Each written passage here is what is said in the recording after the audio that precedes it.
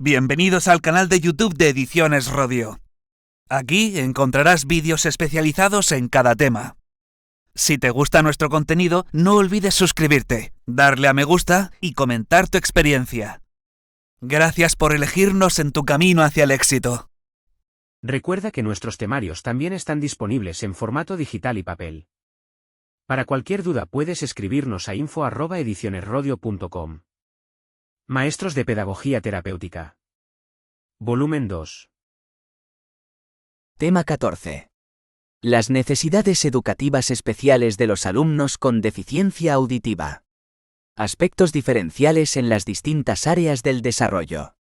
Identificación de las necesidades educativas especiales de estos alumnos. Sistemas de detección del déficit auditivo. 1. Introducción. El paso de un alumno por la escolarización obligatoria debe garantizar la adquisición de destrezas tales como la socialización, la aprehensión de un código comunicativo útil, la autonomía de acción en el medio y la interiorización de los aprendizajes instrumentales y saberes básicos. Es importante subrayar que las finalidades son interdependientes y que adquieren una especial relevancia para el desarrollo armónico de los alumnos con necesidades educativas especiales, en la medida en que todos ellos pueden y deben progresar en su logro, aunque en ocasiones con objetivos distintos. Para garantizar esta actuación, la Ley Orgánica 3/2020 de 29 de diciembre por la que se modifica la Ley Orgánica 2/2006 de 3 de mayo indica en su preámbulo que la atención a la diversidad se establece como principio fundamental que debe regir toda la enseñanza básica, con el objetivo de proporcionar a todo el alumnado una educación adecuada a sus características y necesidades, abarcando a todas las etapas educativas y a todos los alumnos. Se trata de contemplar la diversidad de las alumnas y alumnos como principio y no como una medida que corresponde a las necesidades de unos pocos. La adecuada respuesta educativa a todos los alumnos se concibe a partir del principio de inclusión, entendiendo que únicamente de ese modo se garantiza el desarrollo de todos, se favorece la equidad y se contribuye a una mayor cohesión social.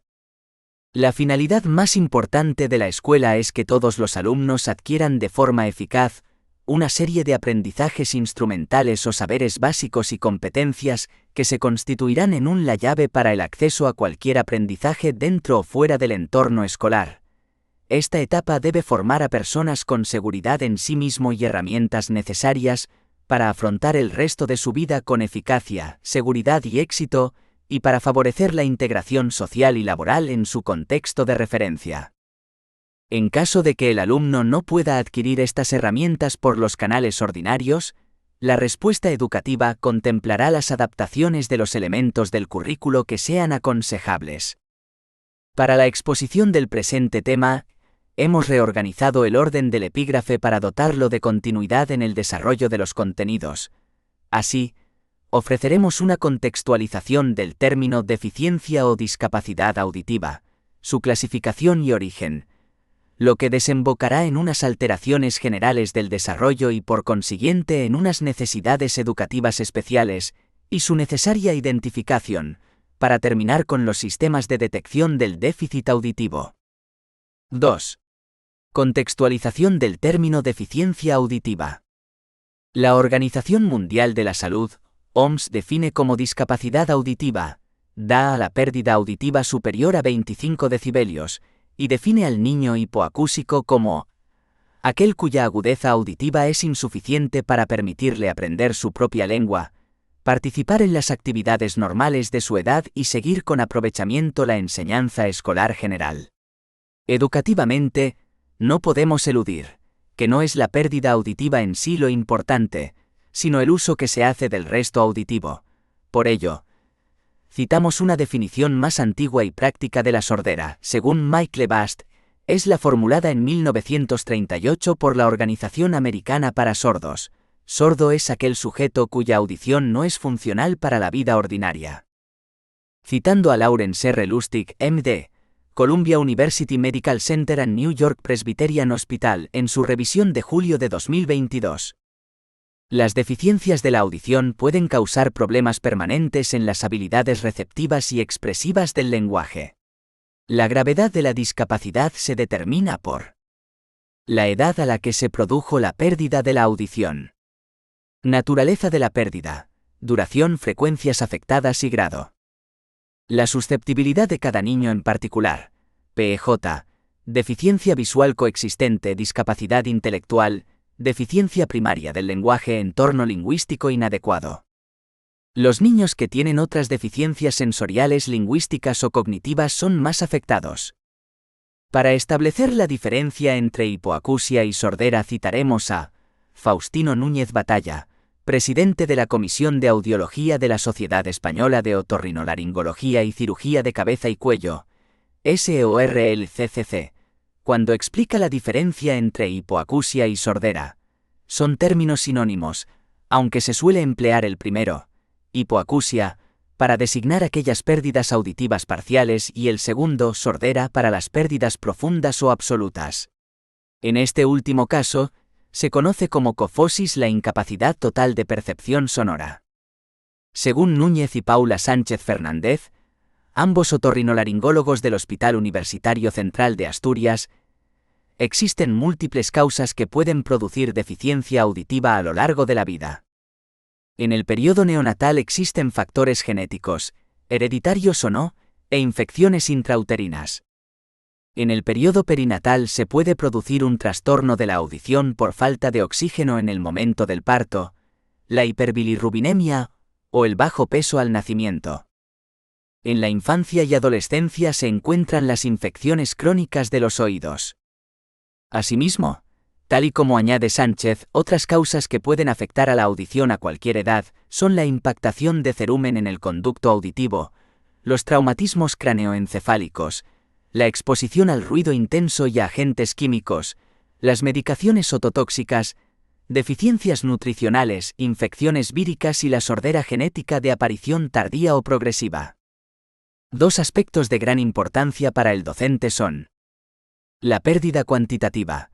La persona no percibirá los sonidos menos intensos que el umbral auditivo que tenga, y el deterioro cualitativo de la audición puede hacer que una persona perciba los sonidos, pero no comprenda la palabra.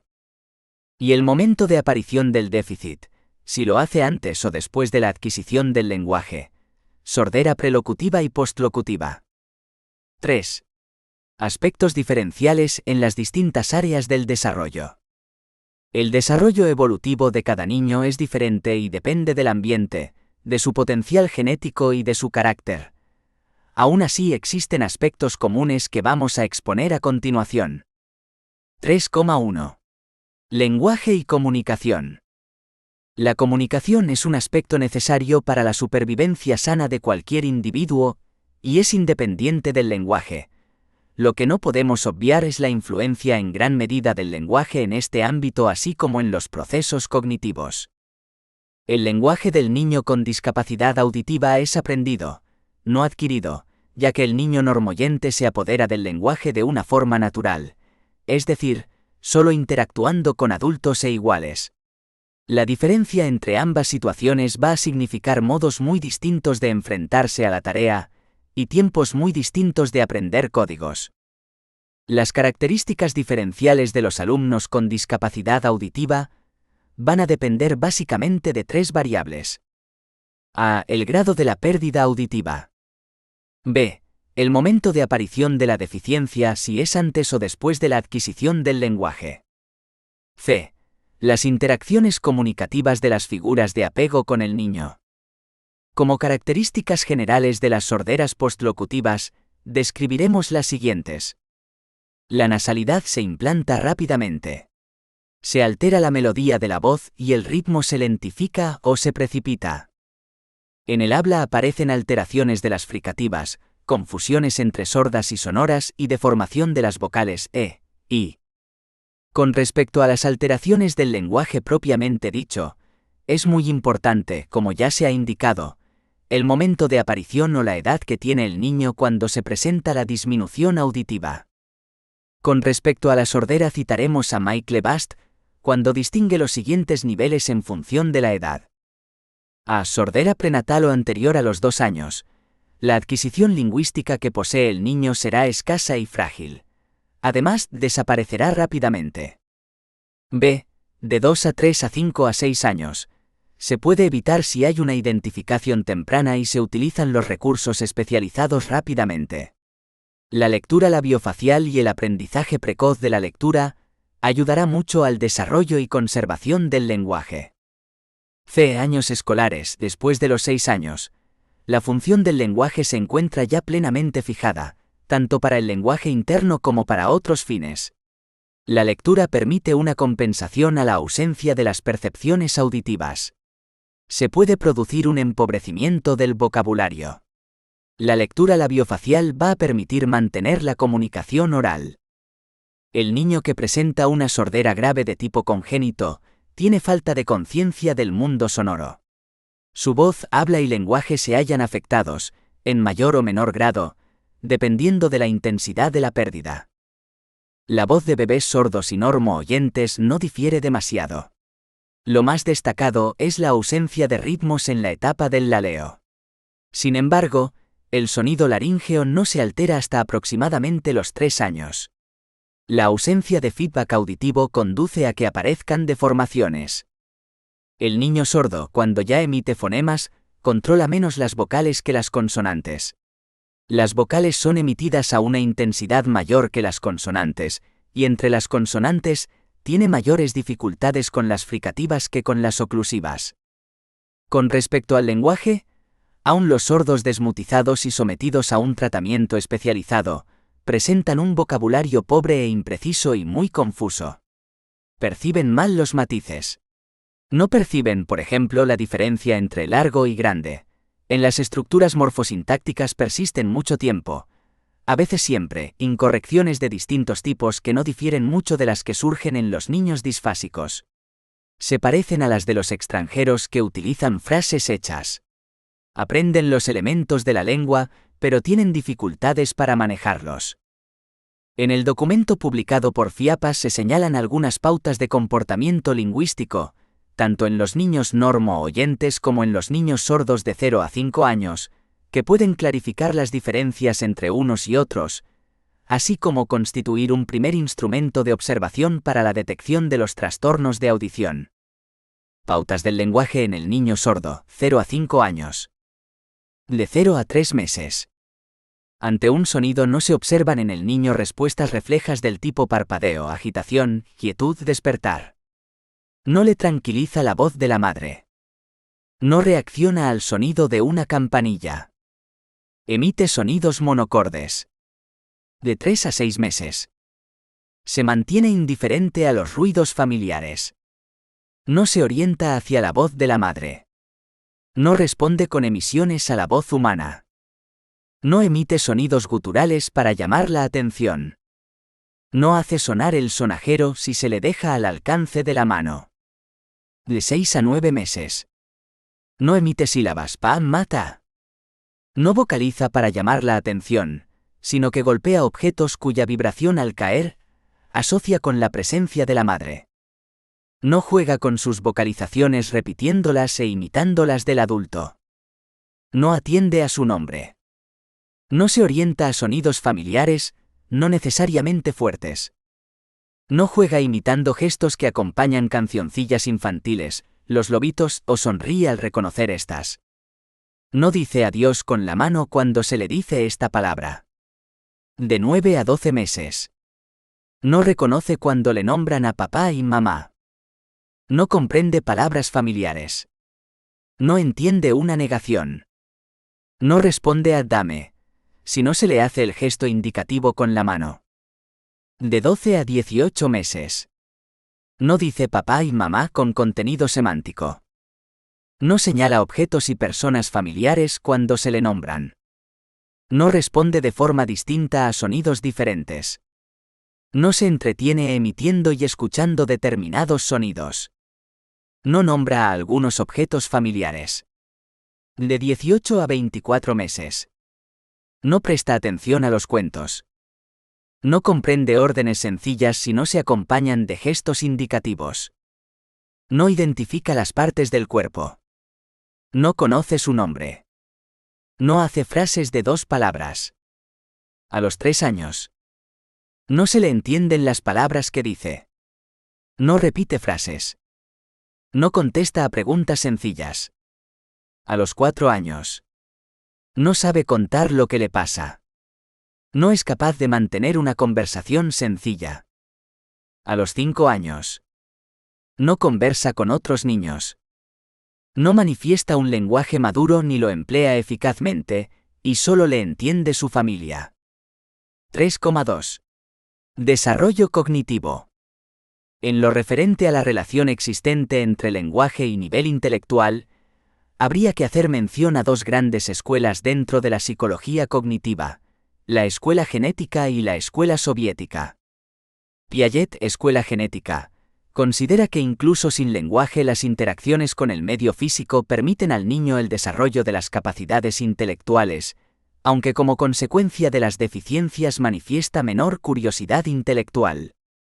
Por el contrario, Vygotsky, escuela soviética, piensa que al carecer el niño sordo de comunicación verbal, deja de poseer todas esas formas de reflexión de la realidad que se producen gracias al lenguaje verbal. Luria añade que la palabra que designa al objeto hace referencia a las características esenciales del mismo. Lo introduce en la categoría de objetos similares. Desarrolla así un complicado ejercicio de análisis y de síntesis, que más tarde sería introducido en un complicado sistema de conexiones que actuarían sobre él y condicionarían su comportamiento. No existe diferencia significativa hasta los 3 años en la comparación con el niño oyente, respecto al plano mental. Solo progresivamente se detecta cierto retraso en el niño sordo. Hasta los 8 años, el retraso puede cifrarse en más de 2, pues la ausencia del lenguaje no le ha permitido acceder a una maduración en lo que respecta a la conceptualización de las abstracciones. El razonamiento abstracto requiere para su pleno desarrollo una serie de experiencias que conduzcan a la maduración del sistema perceptivo y a la categorización de los signos recibidos.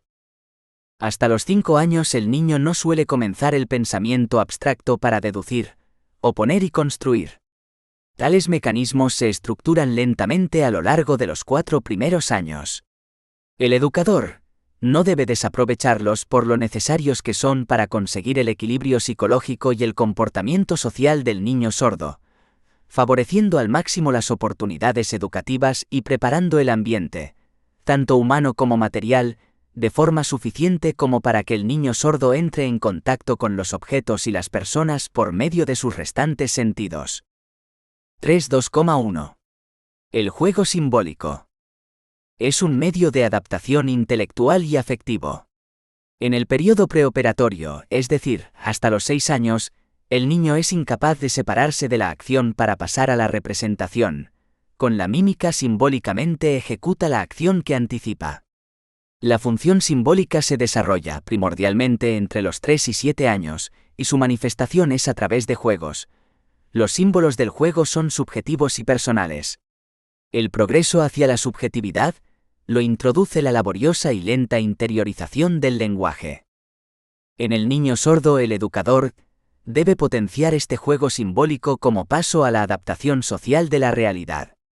Partiendo de situaciones y objetos concretos que el niño percibe con el resto de sus sentidos, para progresivamente ir ampliando estos esquemas mentales, según sean las relaciones que el niño vaya estableciendo y el ritmo de aprendizaje de estos. Para el favorecimiento del pensamiento simbólico en el niño sordo, es primordial potenciar la imitación y crear situaciones cálidas y afectivas con ambiente de juego. Es sumamente útil preparar los estímulos adecuadamente, para que primero utilice instrumentos reales a través del tacto, y seguidamente, otros instrumentos sustitutivos para alcanzar así la representación. En el periodo de 1 a 2 años, lo que el niño hace fundamentalmente es imitar. El niño sordo suele tener el hábito de hacer muecas, mirar muy expresivamente a las personas, al tiempo que mueve la boca sin imitar sonido alguno.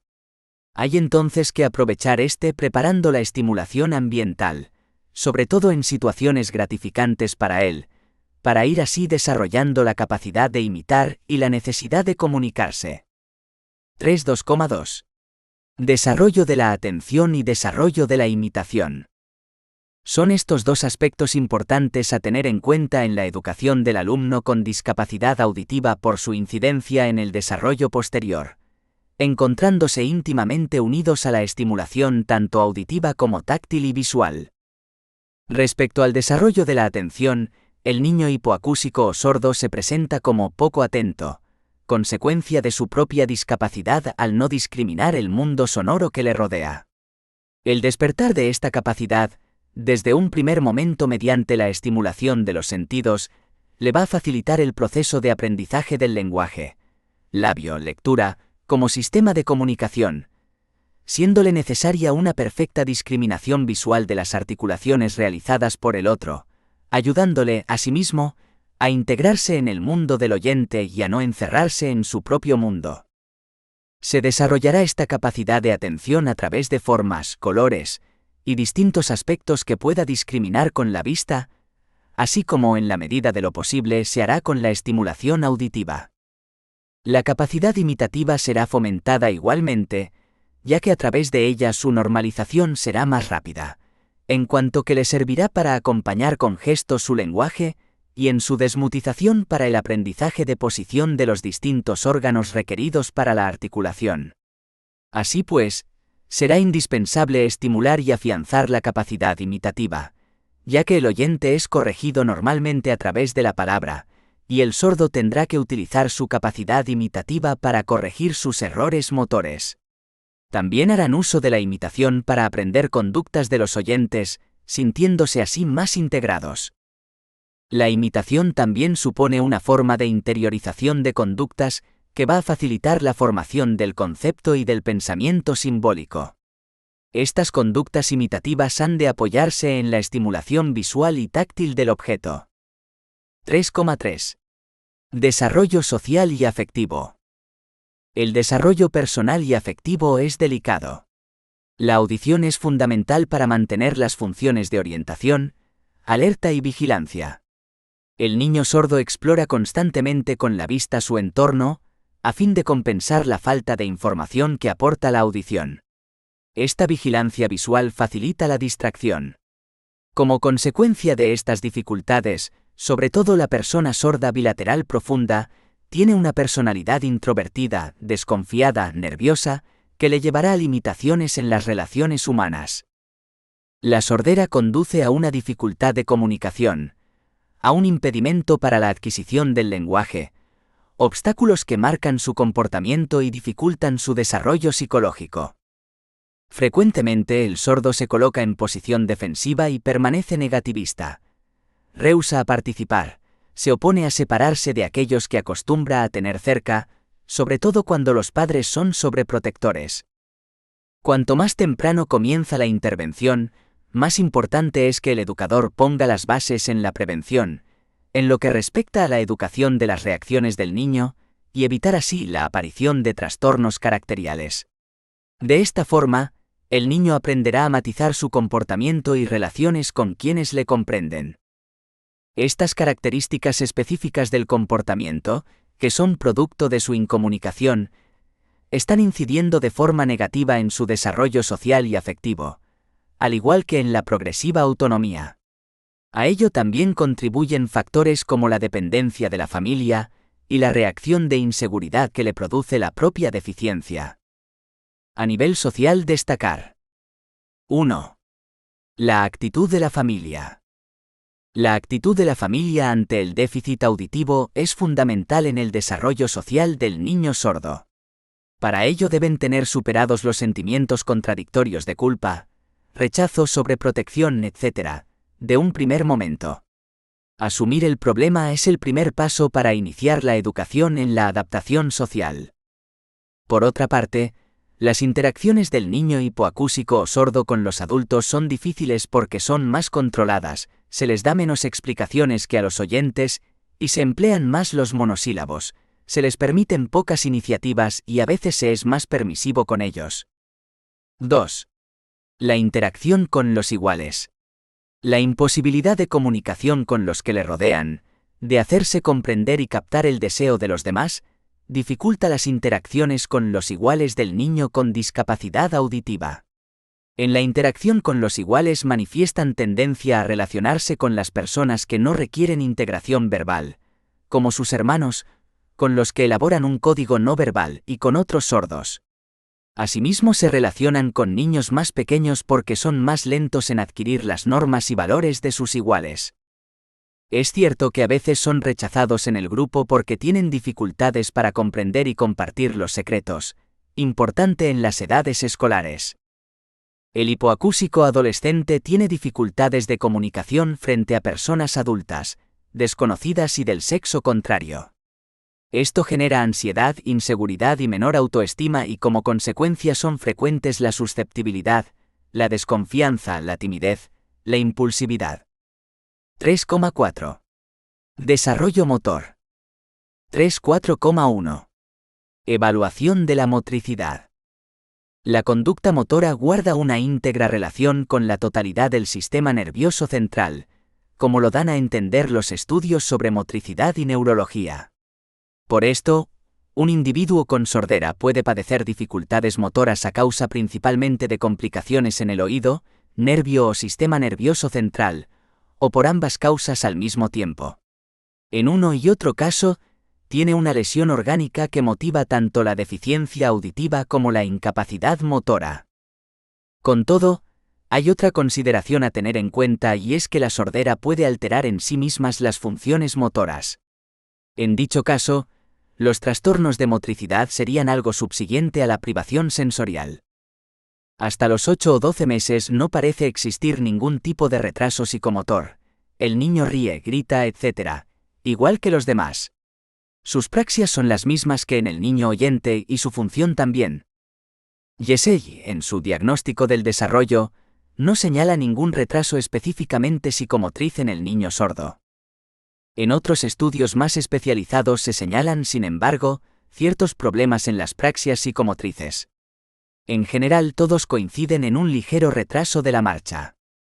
Evin y Evin opinan que, además, el retraso de la marcha puede deberse a la sordera misma, al incapacitar al niño para seguir los consejos y exhortaciones de sus mayores sobre cómo ejecutar sus movimientos. También tiene importancia su dificultad en la percepción del ritmo. Para Long y March, la diferencia más importante entre la capacidad motora del sordo y la del oyente radica en el equilibrio, en el cual el deficiente auditivo se muestra mucho más inestable. 3,4,2. Dificultades perceptivas. Oír no es únicamente la posibilidad de adquirir el lenguaje, sino también la de tomar una conciencia más profunda del mundo que nos rodea. La audición contribuye a la estructuración del tiempo. El mundo percibido de forma global requiere la utilización de varios sentidos a la vez. Así pues, la sordera altera toda la organización perceptiva del entorno, modificando las reacciones frente a las circunstancias externas y por tanto al comportamiento. 3,4,3. Rapidez motora. Según los resultados de los estudios de Mike Lebast sobre la rapidez en la destreza manual, el niño sordo, en una primera aproximación, se encuentra igual al oyente. Solo cuando se trata de funciones motoras más complicadas su rapidez es inferior. 3,4,4. Coordinación psicomotora. Para estudiar este aspecto, Mike Lebast pasó el Rail Walking Test a una población compuesta por niños sordos y oyentes. Se trata de una prueba bastante más compleja que la de una simple destreza manual. En ella intervienen factores visomotores, el equilibrio, la kinestesia, el tono corporal y la integración total del organismo. Los resultados demostraron que los sordos presentan resultados inferiores a los oyentes en coordinación motora a lo largo de toda la escala de edades. Esto indica que en las primeras edades comienza siendo inferior y aunque después experimente una maduración progresiva, no llega a alcanzar la capacidad coordinadora normal. 3,4,5. Lateralidad. Mike Lebast estudia este aspecto mediante unos ejercicios para precisar la dominancia de la mano, pierna y ojo, aplicados a una muestra compuesta por individuos sordos de 6 a 21 años. Los resultados no son del todo claros. No parece que la sordera influya directamente en el desarrollo de la lateralidad, ni de la mano ni de la pierna. Es más lógico pensar que la incidencia superior de una lateralidad atípica en el sordo encuentra su raíz en una frecuencia también mayor en él de perturbaciones del sistema nervioso central. 3.4,6. Madurez motora. Michael Bast indica que las variantes entre sordos y oyentes son muy ligeras y estadísticamente muy poco significativas. En general, podríamos decir: el niño sordo privado de audición desde sus primeros años tiene un nivel normal de madurez en cuanto a sentarse y andar. Tampoco es inferior en destreza manual, pero sin embargo, está por debajo de la media normal en la lateralidad, movimientos simultáneos, coordinación locomotriz y equilibrios. 4. Identificación de las necesidades educativas especiales de estos alumnos. De todo lo expuesto en el punto anterior se deduce que los alumnos con deficiencia auditiva muestran un desarrollo y por lo tanto unas necesidades diferentes al resto de sus compañeros. Por ello, y como punto de partida de una propuesta educativa de calidad, es imprescindible identificar y concretar cuáles son esas necesidades. Para ello, el sistema educativo cuenta con un instrumento de categórica importancia: la evaluación psicopedagógica. Se define la evaluación psicopedagógica como el conjunto de actuaciones encaminadas a recoger, analizar y valorar la información sobre las condiciones personales del alumno o alumna, su interacción con el contexto escolar y familiar, y su competencia curricular, con objeto de delimitar sus necesidades educativas y fundamentar la toma de decisiones que permita proporcionar una respuesta educativa que logre desarrollar, en el mayor grado posible, las competencias y capacidades establecidas en el currículo. La evaluación psicopedagógica, como requisito para la identificación de las NEAE, se concibe como una parte del proceso de la intervención educativa y ha de poner el énfasis en lograr el ajuste adecuado entre las necesidades del alumno o la alumna y la respuesta educativa que se le proporcione. Para ello, la evaluación psicopedagógica se entenderá como un proceso interactivo, participativo, global y contextualizado, que trascienda de un enfoque clínico de la evaluación y profundice en la detección de necesidades desde un enfoque holístico, ofreciendo orientaciones útiles y precisas para el ajuste de la respuesta educativa. 4,1. Profesionales responsables de la evaluación psicopedagógica. La evaluación psicopedagógica es competencia de los profesionales que integran los servicios de orientación educativa.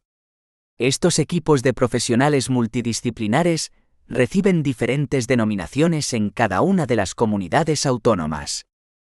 4,2. Contenido de la evaluación psicopedagógica.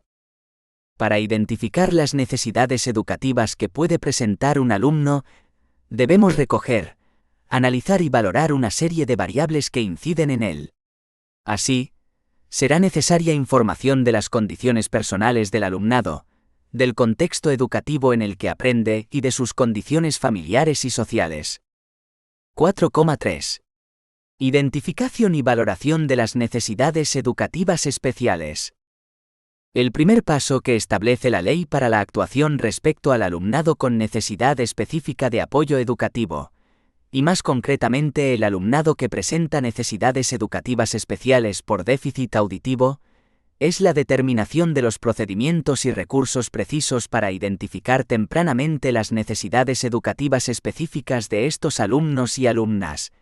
Artículos 71,3 y 74,2 de la LOMLOE. En este apartado se formularán y enumerarán las necesidades educativas del alumno, tratando de categorizar la información obtenida en el proceso de evaluación, haciendo siempre referencia a lo que el alumno necesita en este momento del proceso. Estas necesidades se concretan en capacidades básicas que debe desarrollar el alumno, bien porque se derivan de su propia dificultad, o bien porque ya han sido desarrolladas por sus compañeros, o a requisitos que debe reunir el entorno de enseñanza y aprendizaje para compensar sus dificultades. 4,4. Necesidades educativas especiales. Entre las necesidades educativas especiales que pueden presentar los alumnos con discapacidad auditiva, podemos destacar Necesidad de acceder al mundo físico a través de otros sentidos, o completar la información recibida auditivamente con otros sentidos, vista y tacto. Necesidad de adquirir un sistema alternativo de comunicación, lenguaje de signos, lectura labial. Necesidad de conocer y de asumir su situación auditiva. Necesidad de una programación específica del lenguaje oral y escrito, con adaptaciones curriculares. Necesidad de mejorar la funcionalidad del resto auditivo. Necesidad de utilizar recursos materiales. Necesidad de aprender el conocimiento social de los otros, la explicitación de los sentimientos, motivaciones de las acciones, etc. 5. Necesidades educativas especiales de los alumnos con discapacidad auditiva. A continuación vamos a señalar las necesidades educativas especiales que con mayor frecuencia se observan en el niño con discapacidad auditiva. Lenguaje. La audición es la vía fundamental por la que se desarrolla el habla y el lenguaje. Las dificultades en la audición pueden causar, a cualquier edad, problemas de comunicación, si bien existen determinados periodos del desarrollo en que esto puede ser más perjudicial. Lectura y escritura. Un tanto por ciento muy elevado de la población sorda actual carece de un nivel de lectura comprensivo mínimo. Para el sordo la lectura es un aprendizaje extremadamente difícil. En muchos casos, domina la mecánica del deletreo pero sin apenas comprensión. Escritura. El lenguaje escrito en el sordo está enormemente afectado. Marchesi sostiene que los problemas que tienen los sordos con la escritura están vinculados a las dificultades del lenguaje oral y la comprensión. Comportamiento. Muchos autores han señalado que el niño sordo suele presentar problemas socioafectivos. Mike Lebast señala que los sordos carecen de madurez social en su falta de expresión de sentimientos de compasión hacia sus semejantes. Tracy, 1995, encontró que los estudiantes sordos se tornan menos sociables a medida que aumentan en edad. Motricidad. Según Mike Lebast, aunque se encuentren sus capacidades motóricas normalizadas, están por debajo de la media en lateralidad, coordinación locomotriz, equilibrio y rapidez motórica. Por último, señalar como NEE de estos alumnos, por la importancia que tienen en su reeducación, la utilización de las nuevas tecnologías aplicadas a la enseñanza-aprendizaje de estos niños. 6. Sistema de detección de déficit auditivo. 6,1. Audiología en los primeros años. Se puede aplicar a partir de los 2 o 3 años. Después de los primeros días de vida, los reflejos auditivos pierden su espontaneidad, se condicionan y la reacción está adaptada a las circunstancias de la existencia. El audiólogo trata entonces de utilizar sonidos que hagan reaccionar al niño. Sonidos inéditos, ruidos originales, etc. Existen para ello baterías estandarizadas, en las que se observan las reacciones del niño en función de su vigilancia y de la intensidad de los sonidos, pudiéndose así ver la reacción auditiva y la zona afectada. Las dificultades psicomotoras y los trastornos de comportamiento pueden dificultar la aparición de estas reacciones. La sordera profunda se escapa a este examen. 6,2. Audiometría. La audiometría trata de medir la pérdida auditiva con la ayuda de estímulos acústicos, así como contribuir a precisar la topografía de la lesión causal. Siempre que se habla de audiometría se distingue entre audiometría clásica o subjetiva y audiometría objetiva. 1. Audiometría clásica o subjetiva. Se requiere la colaboración del sujeto, por lo que éste siempre puede presentar dificultades. Distinguimos entre audiometría tonal y vocal.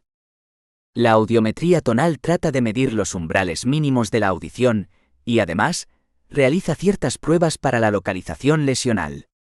Existe una discordancia importante entre los resultados de la audiometría tonal y las opciones del enfermo sobre sus posibilidades de audición.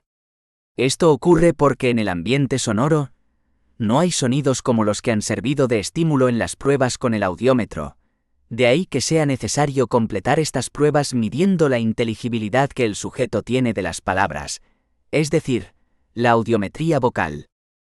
2. Audiometría objetiva. Son dos los procedimientos que entran en el dominio clínico. Estudio de los potenciales evocados corticales. Electroencefalografía. Electroencefalografía. Potencial apreciado a nivel de cóclea y del segmento inicial del nervio auditivo.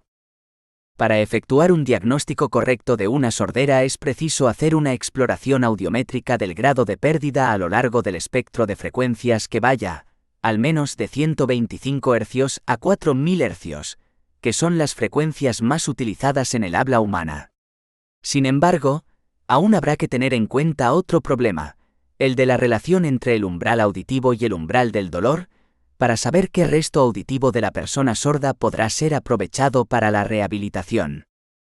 El umbral auditivo corresponde al nivel de intensidad en el que la persona sorda percibe el sonido, y este umbral puede ser diferente en las distintas frecuencias. Sin embargo, cuando aumentamos la intensidad del sonido llega un momento en que esta intensidad le produce dolor a la persona, y es entonces cuando hemos llegado a lo que se llama umbral del dolor. La distancia que va desde el umbral auditivo al umbral del dolor es lo que se llama resto auditivo utilizable. Si en una frecuencia dada el umbral del dolor aparece antes que el umbral auditivo, entonces no existen restos utilizables a esa frecuencia. 7. Conclusión. El estudio de la discapacidad auditiva, desde una perspectiva educativa, ha pasado de una concepción en que la problemática se situaba en el propio niño a otra más interactiva, en lo que lo importante es la necesidad del alumno como el ajuste o la respuesta que el ambiente da a esa necesidad. Actualmente, al amparo de la actual Ley Orgánica 3/2020, de 29 de diciembre, por la que se modifica la Ley Orgánica 2/2006 de 3 de mayo de Educación, y con el peso que ésta da a las situaciones de aprendizaje, el marco educativo se convierte aún más en un escenario favorable para cualquier alumno, tenga las necesidades que tenga. Desde la escuela lo importante no es conocer las características de la discapacidad auditiva, sino saber las necesidades educativas que presenta el mismo en todas las áreas de desarrollo, para poder dar una respuesta adecuada y ajustada. Existen dos tipos de variables que influyen en el niño con discapacidad auditiva. Variables del entorno, ambiente escolar y sociofamiliar. Variables del sujeto, inicio, momento del diagnóstico, grado, localización, desarrollo intelectual, etc. Lo que nos lleva a considerar la individualidad que cada uno de nuestros alumnos. Para poder ofrecer una atención educativa ajustada, es necesario realizar una evaluación psicopedagógica que nos permita el análisis del nivel de competencia curricular, estilo de aprendizaje, motivación, necesidades educativas y recursos adecuados al alumno. Siempre respecto al proyecto educativo que enmarca la dinámica educativa en la que se ha de encontrar integrado, dicho análisis no debe plantearse en una situación inicial escolar sino a lo largo de todo el proceso educativo. La posibilidad de recibir la atención educativa desde el momento en que es detectada la sordera es garantía de un desarrollo satisfactorio. La participación activa y en la misma línea de la escuela de los padres es un factor de notable influencia en la evolución y desarrollo del niño.